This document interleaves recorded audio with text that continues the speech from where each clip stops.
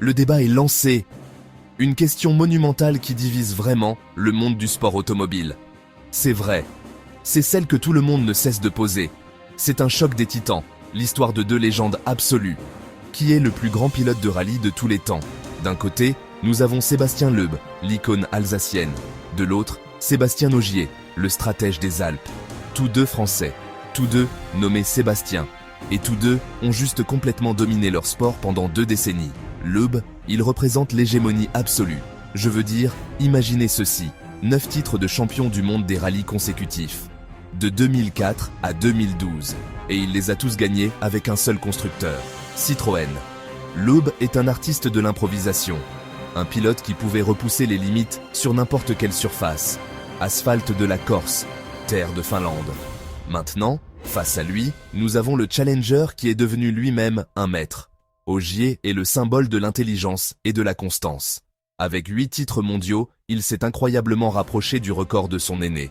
Il n'a pas gagné avec une seule équipe, il a triomphé avec Volkswagen, puis avec Ford, et enfin avec Toyota.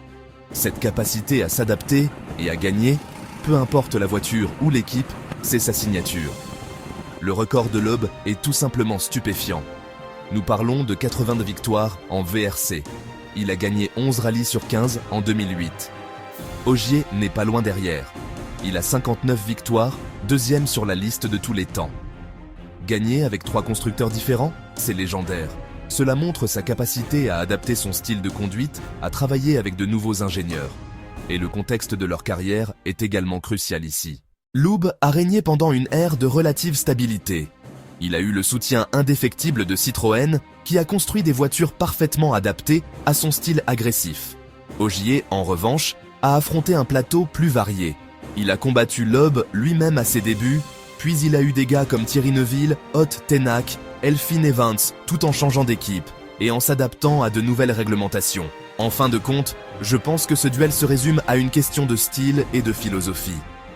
Sébastien Loeb est l'artiste instinctif, le virtuose du volant. Le regarder conduire, c'était comme assister à un ballet d'agressivité contrôlée. Il conduisait avec son cœur, avec une passion que l'on pouvait ressentir.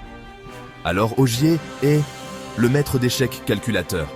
Son approche est plus cérébrale, plus stratégique. Il est célèbre pour sa capacité à lire un rallye. Il gagne souvent des rallyes, non pas en étant le plus rapide sur chaque spécial, mais en étant le plus intelligent sur tout le week-end. Alors, qui est le roi? Est-ce Loeb, le souverain incontesté qui a bâti un empire avec Citroën et établi des records probablement inégalés?